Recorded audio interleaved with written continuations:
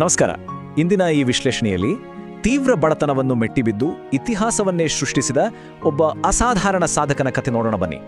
ಒಂದು ಕಡೆ ಬಿಡಿಗಾಸಿಲ್ಲದ ಬಡತನ, ಮತ್ತೊಂದೆಡೆ ಆಧುನಿಕ ಭಾರತದ ನಿರ್ಮಾತೃ. ಇದು ನಿಜಕ್ಕೂ ನಂಬಲಾಗದ ರೋಮಾಂಚಕ ಪಯಣ. 1861ರಲ್ಲಿ ಜನಿಸಿದ ಇವರು ಬಾಲ್ಯದಲ್ಲೇ ತಂದೆಯನ್ನ ಕಳೆದುಕೊಂಡ್ರು. ಕುಟುಂಬ ಅಕ್ಷರಶಃ ಬೀದಿಗೆ ಬಿದ್ದರೂ ಛಲ ಬಿಡಲಿಲ್ಲ. ಶಿಕ್ಷಣವೇ ನಿನ್ನ ಶಕ್ತಿ ಅನ್ನೋ ತಾಯಿಯ ಒಂದೇ ಒಂದು ಮಾತು ಇವರ ಇಡೀ ಜೀವನದ ಬಲವಾದ ಅಡಿಪಾಯವಾಯಿತು. ಕಲಿಯಲು ಪ್ರತಿದಿನ ಮೈಲಿಗಟ್ಲೆ ನಡಿಗೆ, ರಾತ್ರಿ ಚಿಮಣಿ ದೀಪದ ಮಂದ ಬೆಳಕಿನಲ್ಲಿ ಓದು, ಎಂಥ ಅದ್ಭುತ ಕಠಿಣ ಪರಿಶ್ರಮ ಅಲ್ವಾ? ಕೈಯಲ್ಲಿ ಹಣವೇ ಇರಲಿಲ್ಲ, ಆದರೂ ಬೇರೆಯವರಿಗೆ ಟ್ಯೂಷನ್ ಹೇಳ್ಕೊಡ್ತಾ ಸೆಂಟ್ರಲ್ ಕಾಲೇಜಿನಲ್ಲಿ ತಮ್ಮ ಓದಿನ ಖರ್ಚನ್ನು ತಾವೇ ಸಂಪಾದಿಸಿದ್ರು.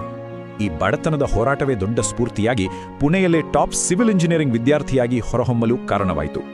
ಆ ಕಾಲದಲ್ಲಿ ಇಡೀ ಭಾರತ ಭೀಕರ ನೀರಿನ ಕೊರತೆ ಮತ್ತು ಕೃಷಿ ಸಂಕಷ್ಟಗಳಿಂದ ಅಕ್ಷರಶಃ ನಲುಗಿ ಹೋಗಿತ್ತು. ಆಗ ಅವರು ಮಾಡಿದ ದೃಢ ಸಂಕಲ್ಪವೊಂದೇ, ನನ್ನ ಯಜ್ಞಾನ ಕೇವಲ ನನಗಲ್ಲ, ಇಡೀ ದೇಶಕ್ಕಾಗಿ ಬಳಕೆಯಾಗಬೇಕು. ಬಾಂಬೆಯ ಕ್ರಾಂತಿಕಾರಿ ಆಟೋಮ್ಯಾಟಿಕ್ ಗೇಟ್ಸ್ ಮತ್ತು ಹೈದರಾಬಾದ್ನ ಪ್ರವಾಹ ನಿಯಂತ್ರಣ ಇವೆಲ್ಲ ಅವರ ಅದ್ಭುತ ತಾಂತ್ರಿಕ ಜ್ಞಾನದ ಆರಂಭವಷ್ಟೇ. ಮೈಸೂರಿನ ದಿವಾನರಾಗಿ ನೇಮಕಗೊಂಡಿದ್ದೇ ತಡ, ಸಮಾಜವನ್ನೇ ಬದಲಾಯಿಸುವ ಅವರ ಕನಸುಗಳಿಗೆ ರೆಕ್ಕೆ ಮೂಡಿ ಸುವರ್ಣ ಯುಗವೇ ಆರಂಭವಾಯಿತು.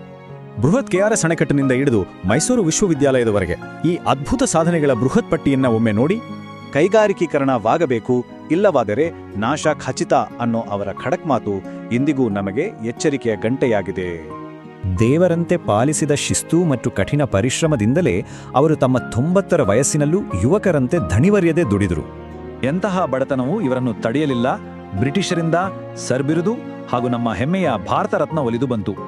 101ನೇ ವಯಸ್ಸಿನಲ್ಲಿ ನಿಧನರಾದರೂ ಶ್ರಮದಿಂದ ಕಟ್ಟಿದ ಕನಸು ಎಂದಿಗೂ ಸಾಯುವುದಿಲ್ಲ ಅನ್ನೋದಕ್ಕೆ ಇವರ ಅದ್ಭುತ ಜೀವನವೇ ಸಾಕ್ಷಿ. ಯೋಚಿಸಿ, ಬಿಡಿಗಾಸಿಲ್ಲದ ಒಬ್ಬ ಬಡ ವಿದ್ಯಾರ್ಥಿ ದೇಶವನ್ನೇ ಕಟ್ಟಬಲ್ಲರೆ, ಇಂದಿನ ಈ ಶಿಕ್ಷಣದಿಂದ ನಾವು ಇನ್ನೇನು ಕಟ್ಟಲು ಸಾಧ್ಯವಿಲ್ಲ.